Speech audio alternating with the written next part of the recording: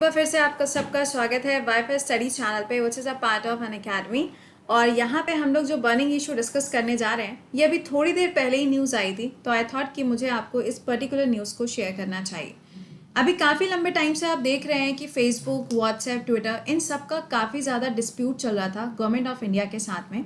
लेकिन उसके बाद में जो नए आईटी लॉज थे इनको फेसबुक और व्हाट्सएप मान चुका है, लेकिन ट्विटर ने अभी तक इसको माना नहीं था।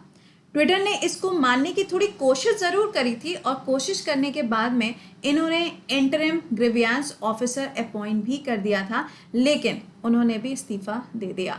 तो अब हम यहाँ पे बात करने वाले हैं, ये तो पुरानी न्यूज़ हो गई, लेकिन आज जो इन्होंने किया है ये कुछ ज़्यादा ही खतरनाक कर दिया है। इन्होंने एक नया मैप रिलीज किया है। ट्विटर पे आप देख सकते हो कि ये इमेज जो है ये इमेज शेयर करी गई है और इस इमेज के अंदर लद्दाख को अलग कंट्री दिखाया गया है।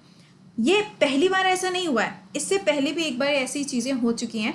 उस टाइम पे WHO ने जब इंडिया का मैप बनाया था उसमें भी जम्मू एंड कश्मीर और जो डिस्प्यूटेड एरियाज थे उनको अलग अलग हिस्से में डिवाइड करके दिखाया था। लेकिन इस बार और इस सिचुएशन पे आके अगर ट्विटर ऐसा करता है तो अब इनके अगेंस्ट क्या एक्शन लिया जाएगा ये तो वक्त ही बताएगा, लेकिन हम डिस्कस करते हैं इस पूरे टॉपिक को।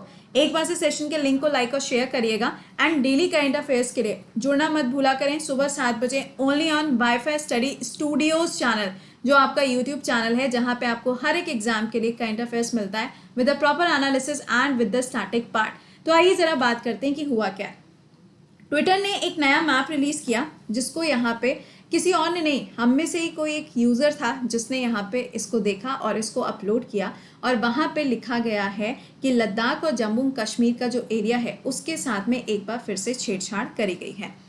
ट्विटर जो है ये काफ़ी लंबे टाइम से विवादों में छाया हुआ था क्योंकि इन्होंने अभी तक आईटी लॉज को फॉलो नहीं किया है। अब प्रॉब्लम यहाँ पर ये है कि जो आईटी लॉज हैं ये क्या कहते हैं।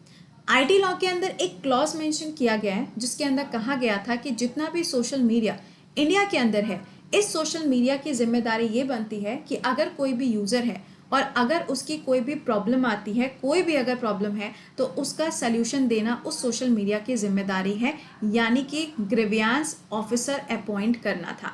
आप मुझे कमेंट बॉक्स में आंसर करके बताइएगा कि फेसबुक और व्हाट्सएप ने जो अपने ग्रीवियंस ऑफिसर अपॉइंट किए हैं उनका नाम क्या है। लेकिन जो ट्विटर है उसने अभी तक ऐसा नहीं कर पाया था। अब इन्होंने जो ये नया वाला मैप लॉन्च कर दिया है, इस मैप के बाद में जो ये इशू है ये और भी ज़्यादा क्या हो जाएगा, लाइमलाइट में आ जाएगा।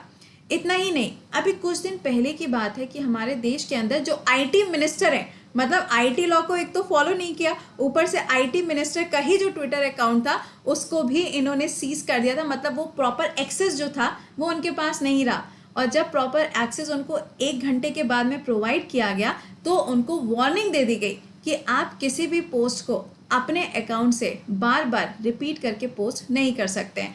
तो इंडिया के अंदर ये सब चीज़ें बहुत ज़्यादा नॉर्मल और बहुत ज़्यादा कॉमन होती चली जा रही हैं, लेकिन हमारे मैप के साथ में जो ये छेड़छाड़ हुई है आई डोंट थिंक कि ये किसी को भी एक्सेप्टेबल होगा। किसी भी कंट्री का कोई भी मैप क्यों ना हो, अगर उसके साथ छेड़छाड़ होगी तो डेफिनेटली उसके ऊपर सवाल उठेंगे ही उठेंगे। तो यहाँ पे देख लेते हैं कि पूरा जो मैप इन्होंने दिखाया है, आप इस मैप को देख सकते हो। इस मैप में अगर आप ऊपर के साइड पे देखोगे तो ये जो एरिया इन्होंने दिखाया है इसको अलग कंट्री बता दिया, जबकि आप जानते हैं कि ये जो पूरा एरिया आता है ये इधर से ऐसे होता हुआ ये कुछ इस तरीके से हमारे इंडिया का हिस्सा बनता है। यहाँ पे आप देखोगे तो अशकाई चिन्ह वाला एरिया है, इधर वाले पार्ट में आप देखोगे पीओके वाला एरिया। तो इन्होंने इस पूरे एरिया को हटा के एक नया कंट्री ही बना दिया है। आप देख सकते हैं यहाँ पे ट्विटर के इन्होंने सिंबल्स भी लगाए हैं। ये ट्विटर के सिंबल्स इन्होंने इसलिए बताए हुए हैं कि भाई यहाँ पे जो ट्विटर है वो काफ़ी ज़्यादा एक्टिवेटेड है, बट इन्होंने इस एरिया को पूरा अलग देश ही बता दिया। अब देखिए यहाँ पे क्या है, सोशल मीडिया पे जब ये चीज़ सामने आती है तो यहाँ पर ये चीज़ काफ़ी ज़्यादा आप कह सकते हो कि लाइमलाइट में आ गई है कि जम्मू एंड कश्मीर एंड लद्दाख वाला जो एरिया है जिसको यहाँ पर अभी तक एक यूनियन टेरिटरी के रूप में कंसिडर किया जा रहा है, ऑल्दो जम्मू एंड कश्मीर को हो सकता है दोबारा से स्टेट भी बना दिया जाए। इसके ऊपर अभी बैठक भी हुई थी जहाँ पे मैंने आपको पढ़ाया था डीलिमिटेशन एक्ट के बारे में 2002, ये हम आपको पढ़ा चुके हैं, ठीक है।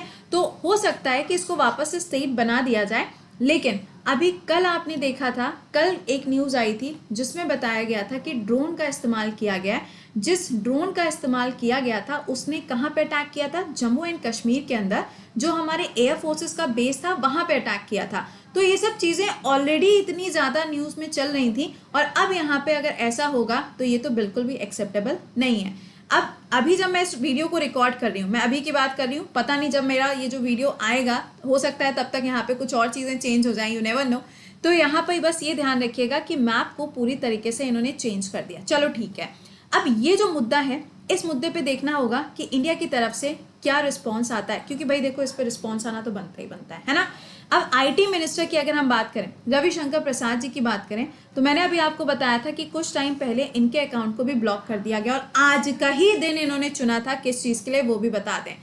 आज ही का ट्विटर ने दिन चुना था कि हम अपना ग्रीवियंस ऑफिसर अपॉइंट करेंगे। मैंने आपको बोला था ना कि अभी तक इन्होंने इस आईटी लॉ को फॉलो नहीं किया था, बट आज सुबह की ही न्यूज़ है। सुबह अप्रॉक्स 9 बजे के आसपास न्यूज़ आई थी और फिर इसको पब्लिश किया गया था करीबन 12:30 के आसपास, जिसमें बताया गया था कि ट्विटर ने अपॉइंटमेंट किया है जेरेमी कैसल का, ये होंगे ग्रीवियंस ऑफिसर इंडिया के अंदर। लेकिन गलती फिर हो गई।